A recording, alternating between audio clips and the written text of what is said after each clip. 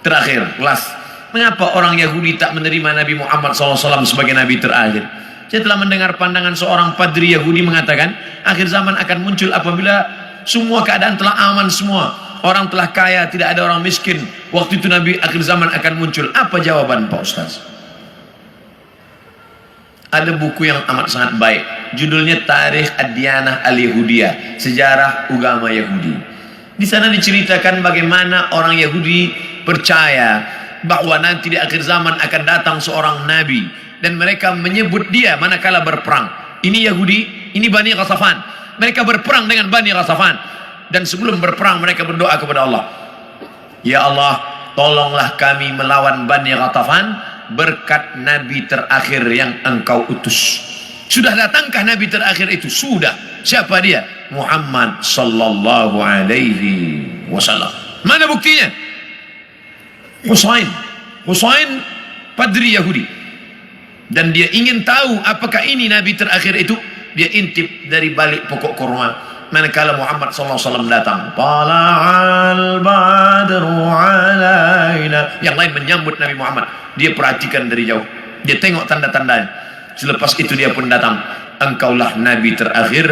Ashhadu an la ilaha illallah wa ashhadu anna Muhammadan Rasulullah. Selepas itu Nabi robah nama dia menjadi Abdullah bin Salam. Dia pun masuk ke rumah Nabi. Tak lama selepas itu datang orang Yahudi ramai-ramai. Nabi bertanya kepada mereka, kamu kenal dengan Husain? Kenal. Siapa Husain? Padri kami. Siapa Husain? Anak orang baik. Husain adalah orang baik, anak orang baik, keturunan orang baik. Apa kata Nabi? Husain sekarang ada dalam rumahku dan dia sudah Islam. Apa pendapat kamu? Husain orang paling jahat, anak paling jahat, datuk nenek moyangnya orang jahat, dan dia ada paling jahat di dunia. Kenapa Husain masuk Islam? Kenapa mereka tidak? Karena Husain melepaskan dari segala kepentingan. Sedangkan yang ini masih inginkan kekuasaan, masih inginkan harta benda. Bila aku masuk Islam, nanti aku akan susah, aku akan miskin. Alladzina atainahumul kitab, mereka yang kami berikan Taurat dan Injil, ya'rifunahu kama ya'rifuna abna'ahum. Mereka mengenal Muhammad sallallahu alaihi wasallam sebagaimana mereka mengenal anak kandung mereka sendiri. Nauzubillah, accident. Terjadi musibah, hancur muka anak. Lalu kemudian seorang ayah dan bunda datang ke hospital. Kami nak tengok anak kami. Betulkah dia yang kena accident? Nauzubillah. Belum buka wajahnya dah tahu ini anak kami. Dari mana? Dari jari kakinya. Buka jari kaki. Iya, ini memang anak saya. Dari mana puan tahu? Dari mana tuan tahu? Ini kaki anak kami. Mereka kenal Muhammad sallallahu alaihi wasallam lebih daripada anak kandung mereka sendiri. Mana bukti? Ketika Nabi Muhammad sallallahu alaihi wasallam dibawa oleh Abu Talib menuju Busra, negeri Syam. Sebelum sampai ke sana, mereka berhenti sejenak. Lalu Bahira keluar. Bahira keluar daripada tempat suci. Bahira seumur hidup tak pernah keluar. Dia hanya beribadah saja. Tapi hari itu Bahira datang. Apa kata Bahira? Bertanya kepada Abu Talib. Ya rajul, wahai lelaki, siapa anak kecil ini? Kata Abu Talib, ini anakku hada ibni. Kata Bahira, kalau betul kitab yang kubaca, ini bukan anakmu. Anak ini yatim. Ayahnya dah mati sebelum dia lahir. Kenapa? Karena 3 tanda aku tengok. Pokok kayu bersujud, batu-batu bersujud, dan ada awan yang dari tadi menaungi dia. Tersenyum Abu Talib. Ini memang bukan anakku, ini adalah anak saudaraku. Karena orang biasa berkata anak saudara itu anak kita juga. Anak saudara, anak kita. Rumah saudara, rumah kita. Tapi bini dia bukan bini kita. Ini siapa? Ini anak saya. Itu kan bukan anak ustaz. Itu kemana kan ustaz, anak saudara? Udah macam anak saya. Begitulah Bahira tahu bahwa ini anak ayahnya sudah meninggal. Itulah yang ditulis dalam syair Al-Barzanji. Walamma tamma min hamlihi, ketika hamilnya sempurna, syahrani 2 bulan, ala ashhuril aqwalil marwiyah, menurut hitungan bulan qamariyah. Tufiya bil Madinatil Munawwarati abuhu Abdullah, meninggal ayahnya Abdullah 2 bulan. Kenapa mereka tahu?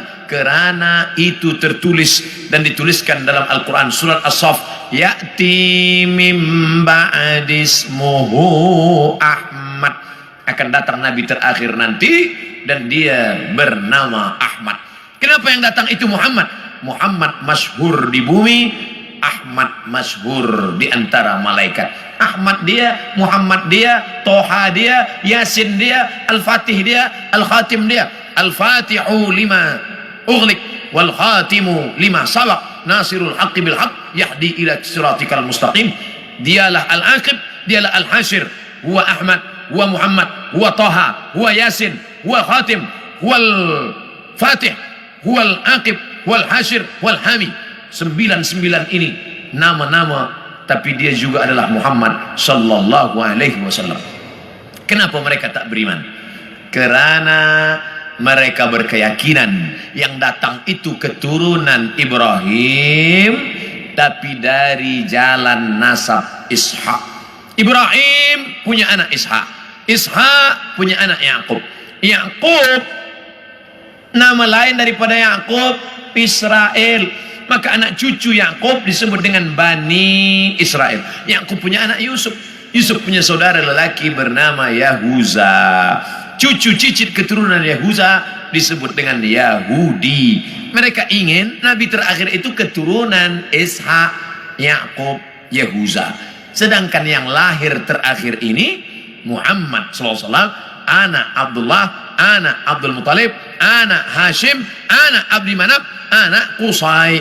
Qusay lah yang membina Darun Nadwah di kota Makkah Al-Mukarramah. Cucu cicit keturunan daripada Adnan, Adnan keturunan daripada Ismail, Ismail anak daripada Ibrahim alaihissalam. Falamma ja'ahum ma arafu, ketika mereka didatangi, ketika datang orang yang mereka kenal itu, kafaru bih, mereka pun kafir dan ingkar. Padahal beza mereka hanya 2 simpang saja, satu simpang Ishak, satu simpang Ismail. Mereka tak percaya. Bagaimana dengan kita orang Melayu? Andailah orang Melayu tak nak beriman kecuali dengan Nabi Melayu. Aku tak nak Nabi seorang Arab, ingin Nabi yang Melayu, pakai baju Melayu, pakai songket Melayu. Aku Abdul Somad, saya Abdul Somad, tak pernah mempermasalahkan apakah dia datang dari Arab, apakah dia dari Quraisy. Yang penting aku bersyahadat asyhadu an la ilaha illallah wa asyhadu anna Muhammadan Rasulullah. Islam, makna Islam istislam, makna istislam al-inqiyad wa ta'ah, patuh dan taat. Datang dia sami'na wa ata'na. Hari ini semua bumi Melayu bersyahadat, semua mengalahkan Egypt, Mesir. Sampai hari ini Mesir masih ada lagi yang tidak Islam, Arab tapi tidak Islam. Jordania Muslim, tapi Irak masih ada lagi Maronit. Mesir masih ada lagi Koptik. Tapi kita bumi Melayu, kalau sudah disebut Melayu adalah Islam. Melayu tanpa Islam hilang me-nya, tinggal layunya saja lagi. Oleh sebab itu kita bangkitkan izzah ini, kita bangkitkan kekuatan kita dengan tidak memusuhi orang lain. Orang Melayu adalah bangsa Muslim yang terbuka untuk segala golongan. Tuan boleh pergi ke Pulau Sumatera, tengok kampung Melayu Delhi, Medan, North Sumatera Utara. Di sana ada nama Kampung Keling, kerana ada tempat orang Hindu yang dibawa oleh Inggris masa dulu untuk memetik tembakau. Sampai hari ini masih ada. Di sana pula ada kampung nama Pecinan, tempatnya orang saudara kita daripada Chinese, Tionghoa, masih ada tegak berdiri. Orang Melayu Muslim adalah orang yang menebarkan kedamaian. Wa ma arsalnaka illa rahmatan lil alamin. Terbuka, kita tak pernah memusuhi orang lain. Kamu nak beramal, sila beramal. Wala ana abidum ma'abattum wala antum abiduna ma'abud lakum dinukum waliyadin. Kita seperti lebah. Bagaimana lebah? Lebah itu tak pernah makan yang tak baik. Yang dimakan lebah itu hanya manis dari bunga-bunga. Sampai hari ini belum ada lebah guna dadah. 2, yang keluar daripada lebah pula elok-elok saja, yaitu madu lebah. Kenapa saya minum madu penyakit gula, diabetes saya? Yang salah bukan lebah, tukang jual lebah campur gula. Yang ketiga, bahwa lebah hinggap di ranting, tak ada ranting patah. Sampai hari ini lebah hanya membuat sarang di kayu tualang yang besar. Tak ada lebah patahkan ranting. Lebah tahu ini sesuai, ini tak sesuai. Yang keempat, lebah jangan diganggu. Orang Islam jangan diganggu. Bila engkau ganggu sarang lebah, dia akan kejar engkau. Masuk pun engkau ke sungai, dia akan tunggu. Bila kau tak bernafas, engkau tarik nafas, di situ dia guna. Kepala engkau akan bengkak. Hati-hati dengan lebah. Dan lebah ada senjata satu saja. Di ekor lebah ada satu senjata. Lebah tahu, bila aku dah guna ini aku akan mati. Sengatan lebah diguna sekali seumur hidup. Dan kalau dia sudah pakai, orang akan kena, dia pun akan mati. Bagi lebah, lebih baik berputih tulang daripada berputih mata. Ini tak betul juga, sebab lebah tak bertulang. Bagi lebah, lebih baik mati, tapi mati syahid, iskariman au mut syahidan. Oleh sebab itu berhati-hati. Masalul mu'minin kamasalin nahli. Perumpamaan orang-orang beriman seperti lebah. Lebah.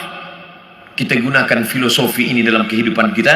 Mudah-mudahan kita selamat di awal zaman, selamat pula di akhir zaman, insyaAllah. Amin.